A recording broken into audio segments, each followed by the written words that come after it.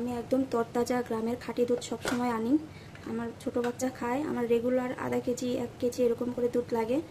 ওই দুধটা থেকে আমি এই কাঁচা সরগুলো জমাইছি শুধু ঘি বানানোর জন্য। এই দেখেন কি পরিমাণের ক্রিম জমছে। একদম তাজা তাজা দুধ আনি সবসময়, কোনো ভেজাল নাই, অথেন্টিক দুধ। আর আমার এখানে প্রায় সর আছে প্রায় 13 থেকে 14 কেজি, 14 কেজির কাছাকাছি হবে দুধ।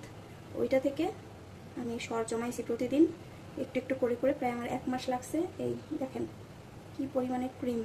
আমি ডিপে রাখছিলাম, ডিপ থেকে আজকে সকালে নামাই রাখছি নর্মালে, তারপরে এই হয়েছে অবস্থা। এই কি পরিমাণের ক্রিম। এটা থেকে আজকে আমরা ঘি বানাবো, দেখবো কতটুকু ঘি হয়। প্রায় 13 থেকে 14 কেজি দুধ থেকে কতটুকু ঘি হয় কাঁচা দুধের সর দিয়ে। 13-14 কেজি দুধের কাঁচা সর, এখন দেখি কতটুকু হয়। জীবনে প্রথম ঘি বানাইতে আসছি, তো এই 2 ঘন্টা ধরে জাল দিতে দিতে এখন এই ঘনটা এরকম হয়েছে। আশা করি 15-20 মিনিটের ভিতরে ঘিটা হয়ে যাবে পুরোপুরি। এখন বাকিটা আল্লাহ ভরসা, দেখি কতটুকু হয়। এই জীবনের প্রথম বানাইতেছি, ইনশাল্লাহ ভালো হবে। আমি যে বড় পাতিলে ক্রিমগুলো ঢালছিলাম ওই পাতিলে প্রায় লাগে যেতেছিল, এই কারণে আমি আর ফ্রাই প্যানে দিছি। আগে ফ্রাই প্যানে দিতে পারতাম, কিন্তু আমার ফ্রাই প্যানে হইতো না, এতগুলো দুধের সর ছিল যে। এখন আপনারা দেখতে পারতেছেন কি হয়েছে, মানে ঘি ওঠা শুরু হয়েছে। আমার এত আনন্দ লাগতেছে, এত ভালো লাগতেছে বলার বাহিরে, যে আমি জীবনের এই প্রথম ঘি বানাইতে গেলাম আর প্রথমেই হয়ে গেছে। মানে নষ্ট হয় নাই, কিছু হয় নাই। একটু মনে মনে আতঙ্কিত ছিলাম যে হইব কি না। আমার এত খুশি লাগতেছে যে এই যে ঘি উঠতেছে, এটা দেখে আমার এত খুশি লাগতেছে, মনে হইতেছে এই ঘি আমি আর খাবোই না, একদম শোকেশে করে সাজাই রাখবো, প্রতিদিন একবার করে দেখবো। আসলে আমি আগে 1 মাস দেখবো তাকাই তাকাই যে এটা আমার তৈরি ঘি, এত পরিশ্রম করে বানাইছি, আমি খাবো না 1 মাস, তারপরে একটু একটু করে খাবো, বেশি খাবো না। আমার এত আনন্দ লাগতেছে কেন। আমি বলছিলাম 10-15 মিনিট লাগতে পারে বা 20 মিনিট লাগতে পারে, কিন্তু আমার ধারণা ভুল। অলরেডি আধা ঘন্টা পার হয়ে গেছে, এখনও মনে হয় আরও আধা ঘন্টা লাগবে। সময়টা একটু বেশি লাগলেও, একটু কষ্ট বেশি হলেও আমার সমস্যা নাই। তো আমার যে এত পরিমাণে আনন্দ লাগতেছে বলার বাহিরে, যে প্রথমই আমারটা হয়ে গেছে। অনেকের আবার হয়ও না, সমস্যা হইতে পারে।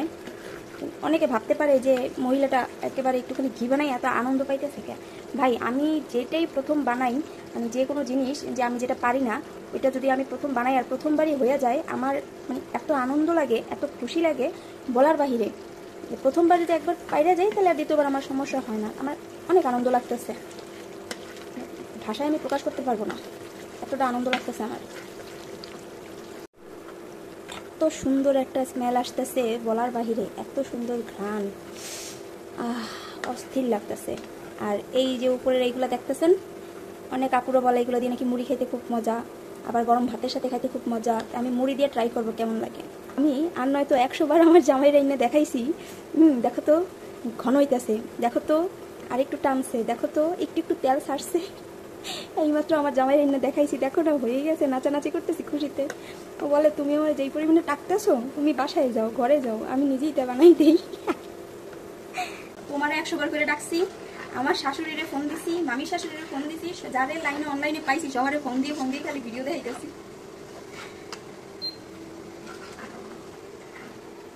আমার এই যে অবস্থা, ঘামতে ঘামতে 3 ঘন্টা, চেহারা সুরাতের এই দুর্দশা, তারপরেও আমি খুশি।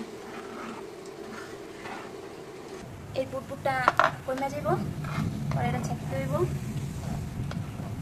মামি বলতেছে কয় এইগুলো খাওয়া অনেক মজা। দেখি বিসমিল্লাহ বললা,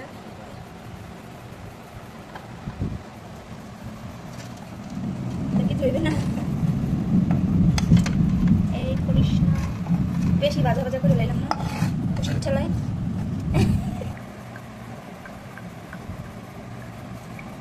এতটুকু পরিমাণের ঘি হয়েছে, আশা করছিলাম পুরোটা ভরবে, অবশেষে সাকসেস।